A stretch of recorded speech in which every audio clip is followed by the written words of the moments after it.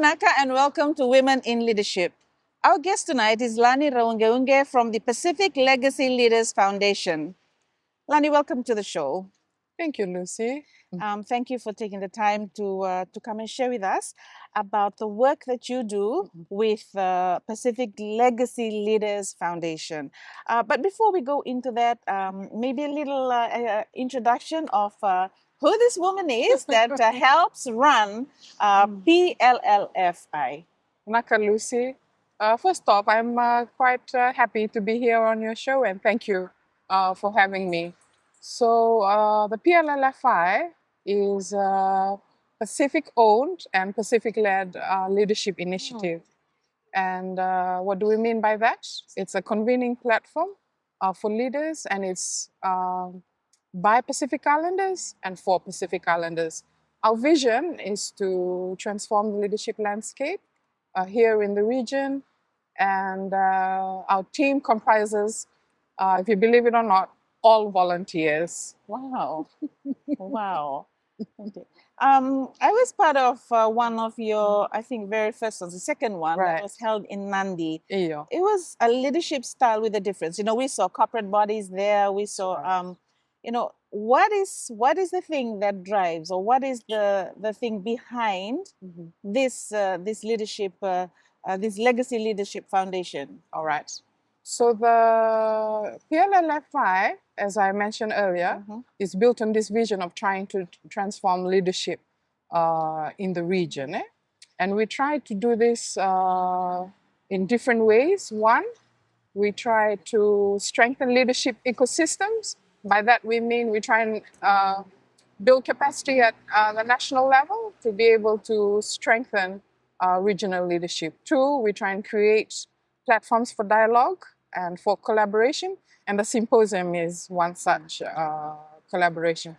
And the other thing we try to do is we try and create leadership capacity, and we try and do that through the foundation and through the symposium by training, peer learning, and peer mentoring. And I think the last one, which is an important part of our work, is we try and embed Pacific values. So the PLLFI is really a values-based initiative. And people often ask, what does that mean? And the way we try and explain it is, as Pacific Islanders, there are values that are very central to Yes, us. And these values are based on our faith, they're based on our culture, and they're based on where we come from. And so by that, we try and drive this leadership initiative and embed these leadership values of, say, respect, na makaroko-roko, totong and say fakapapa, na care, awewekani, love, aloha.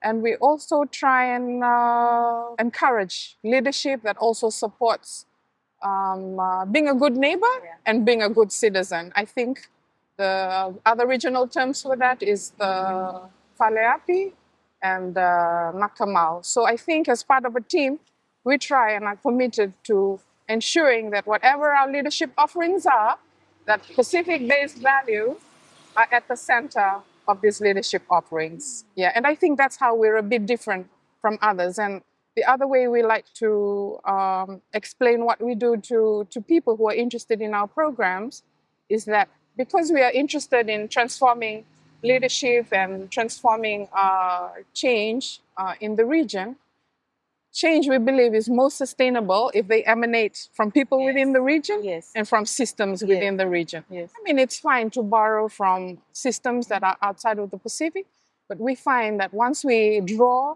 from things that are familiar to people, things that are familiar to the communities that we want to serve, research has proven, and we are finding that it's much more sustainable that way. And I think that's what sets the PLLFI maybe in a unique position in the region. Yeah, because I know that I know at that conference that we were at, you know, we had a lot of the discussions, table discussions, our group discussions, and one thing that came out from that I still remember very clearly, you know, years on now, is how you know, solutions for our people by our people. That's I mean, not to take away the fact that we, like you said, we draw from Yeah. other countries, we Yeah. draw experience, we do it, Yes. things we don't do, things that work for us and don't work for us. But Right. I really, just what you said there is really true, because we already have traditional values, and there are things that happen in our communities that is just particularly for us. That's right. Lani, but maybe I should have asked this earlier, but how did this come about? Awesome question, Lucy. So, our visionary is Miss Katrina Maufatiaki, who is Tongan and married to a Fijian, if we can claim bragging rights. So, the vision was hers. And through her work and through her engagements in Tonga, she was obviously given this vision, and she obviously knew that she couldn't run the vision Yes. alone. She needed a team. And so she reached out to a few leadership practitioners who joined her in the Tonga Leadership Symposium. And I must acknowledge Romula Nadalevu, Ana Langera Tambua, Marisani Bawa, Sala Tupo Tamani, Eleanor Tamani. These were the initial pioneers that supported Yes. Katrina and her vision. Yes, so the vision was Katrina's vision, birthed in Tonga, and obviously she engaged the rest, a few of us, to join her on this mission. And maybe I'll talk a little bit more about how the vision works after the break, right, Lucy? That's right. We're going to go to a break now, but stay with us. After the break, we get back to Women in Leadership, and our guest today is Lani Raungeunge from the Pacific Legacy Leaders Foundation.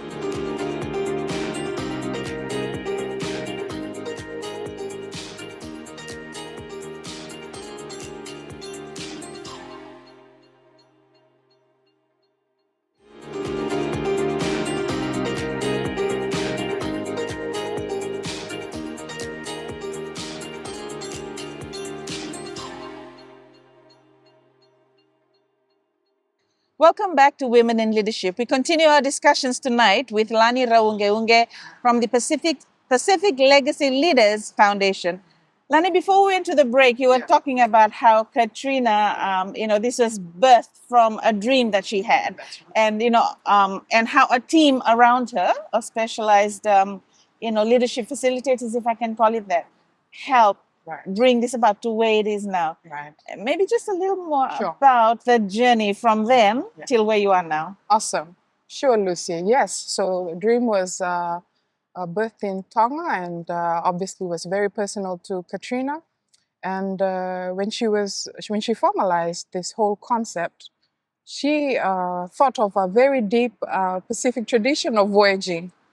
So the idea is that we voyage from each country onto the next, taking these leadership values with us.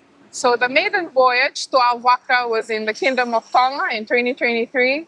Then we moved on to Fiji in 2024, which Yes, you and your yes, colleagues attended. Yes. Last year, we sailed on to Auckland, Aotearoa, New Zealand. Yes. Yes. And this year, we're going to Port Moresby, Papua New Guinea. Wow. And this is a plug for our Legacy Leadership Symposium for this year. If you're interested Guinea. in personal and professional development, or if you just want to meet with other regional leaders and share with them your experiences and draw from their experiences, please join us from September 7th to 9th.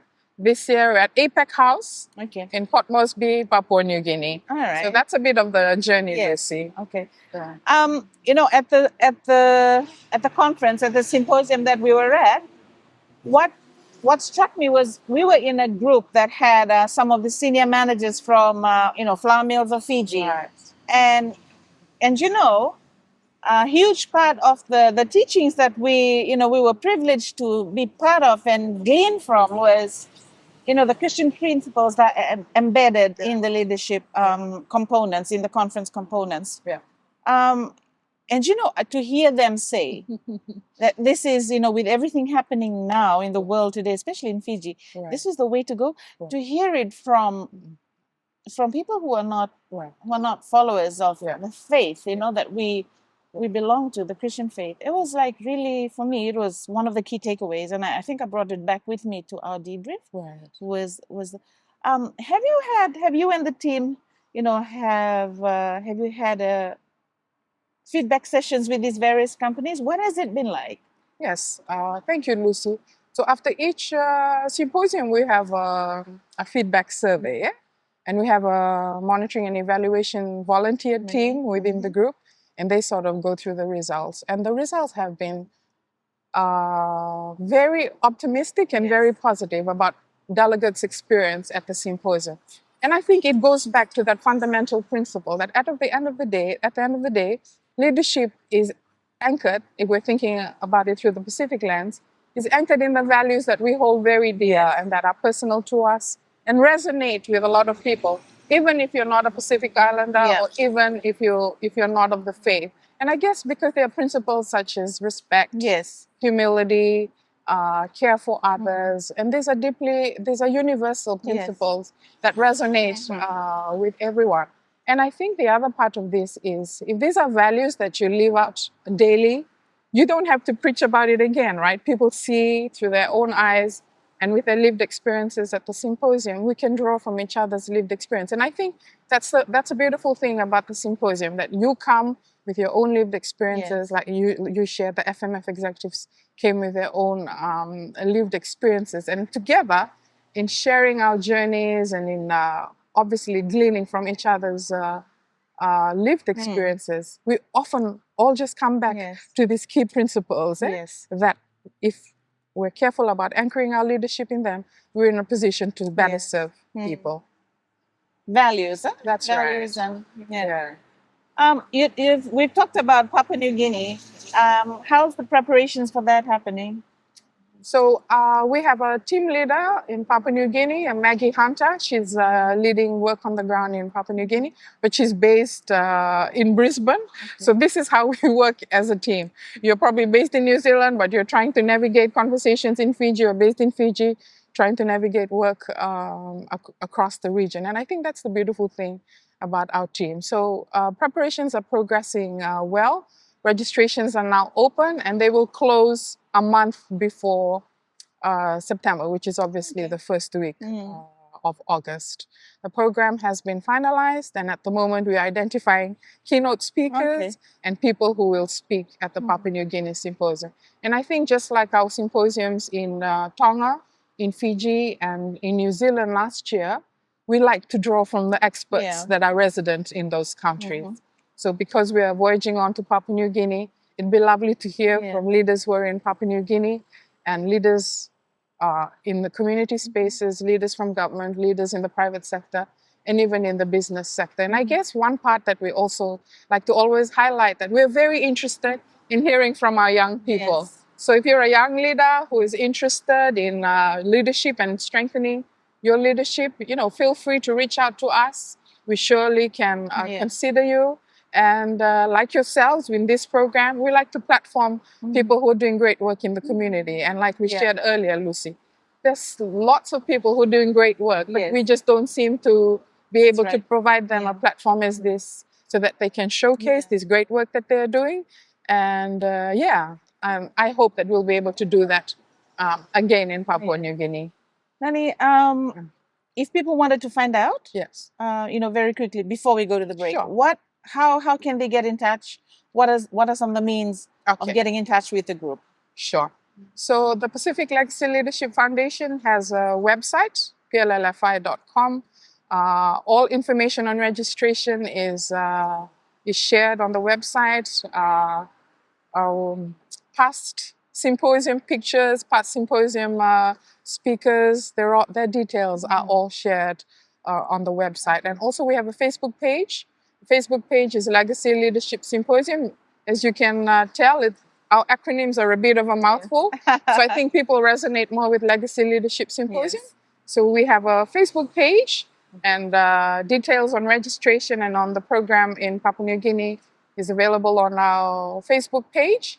And our contact details are on both the website and our Facebook page.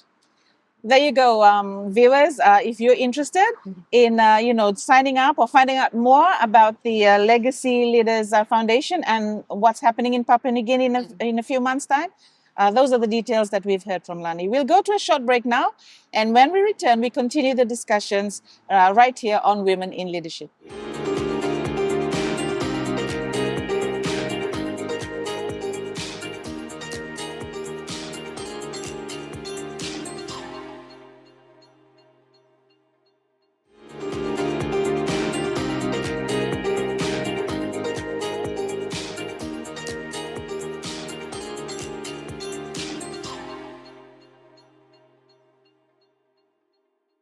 Welcome back to Women in Leadership. We continue our discussions with Lani Raungeunge from the Pacific Legacy Leaders Foundation.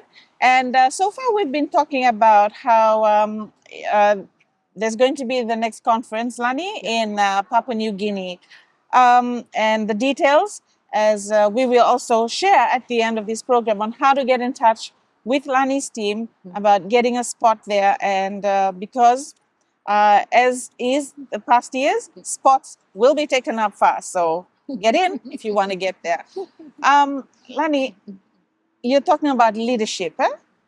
As a woman leader in Fiji, and especially so now in this role when you're doing it across the Pacific, what are some of the challenges that you faced in getting everything, in helping the team get everything together? Thank you, Lucy.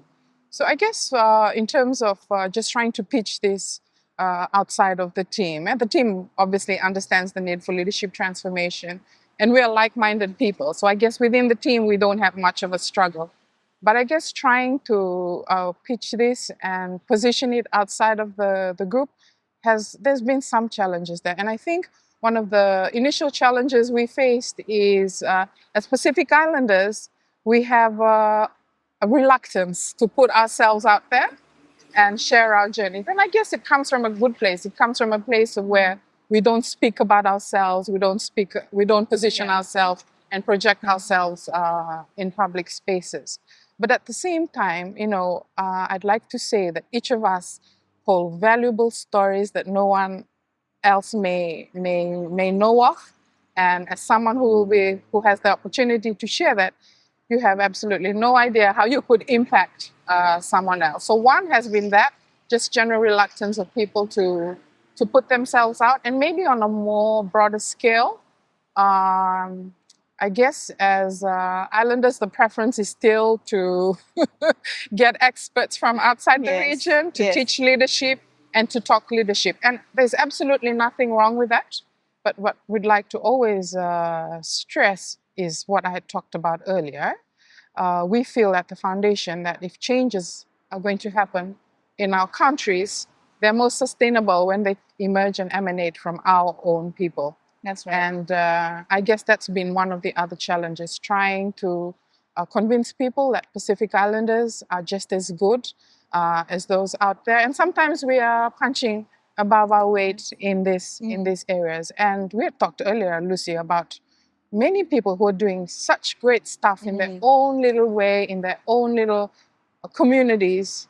And it's amazing. Like when you do go out and speak to them, it's just like, oh my gosh, mind-blowing stuff, right? But they just don't have the opportunity to talk about these things at a public platform. So that's one of the other, maybe one of the a related challenge to that. And probably the other challenge in trying to organize, maybe logistically, because we have to always have an in-country team. Sometimes that gets a bit problematic too, right? When you're trying to remote manage from Fiji, from New Zealand, from Australia, right? People in country are like, no, guys, you're not here, you're not in country, so you don't know the issues and the trouble that they have to get to get this thing done. But on the whole, I would say it's been a largely positive experience. And like leadership, any challenge is a stepping stone to getting better and to doing things better. Turning those stumbling blocks into stepping stones. Huh? I like that. Getting our solutions our way for our people. Yeah. Lani, for you personally. Sure. This is heavy work. This takes a lot of time. How do you rejuvenate? How do you rejuvenate your soul, mentally for this? You are imparting. Right. You're imparting leadership to people. Right. How do you refresh yourself for the journey? Thank you, Lucy. I think for me, first and foremost, it's a faith thing. So I draw really from my faith and from the anchoring that my faith provides. And I think this, for most of us in fact, for all of us on the team, is not a job. It's really a passion. And when we're motivated by, the values that we hold dear to do this work, I guess we're able to do it not struggling, but at the same time, as you've rightly asked, self-care is quite important. So I like to just hang out with friends. That's how I rest and relax. And I've tried very much to get back to playing squash. That hasn't happened so far this year, but you know, I have hope. It's only May. struggle I to have walk. 7 more months. I have 7 more months to try and get to the squash court, and yeah, I try and keep fit, and I hope I get better with time. And the other thing too is family. Yeah, family is a place where I draw energy and strength from. And I'm sorry if they don't feel the same way about me, but I draw a lot from mom and the wisdom that's obviously in her and in her lived experience. Like my friend Vani says, Yeah. you're strong. Yeah. Lani, any final words before we wrap up today? Oh, thank you, Lucy. And again, thank you so much for having me on this show. What I'd like to say is, you know, everyone is a leader. John Maxwell says this. As long as you have influence, you're a leader. In the region, I think most of us just think about positional leadership. If you have a title or if you serve in a high position, then you'll call yourself a leader. No. If you're doing change and if you have people at home who are following you, you are obviously a leader. So I'd say continue on that leadership journey and draw from the values that are really already in us through our faith and through culture and through the families that we are all a part of. And again, our final plug for our LLS in Port Moresby this year. If you have the time and you're available to join us there, please join us from September 7th to 9th in APEC House, Port Moresby, Papua New Guinea. Thank you, Lucy. That has been our show tonight on Women in Leadership. Our guest has been Lani Raungeunge from the Pacific Legacy Leaders Foundation. Thank you again for being with us throughout the show. Ni mo demanda.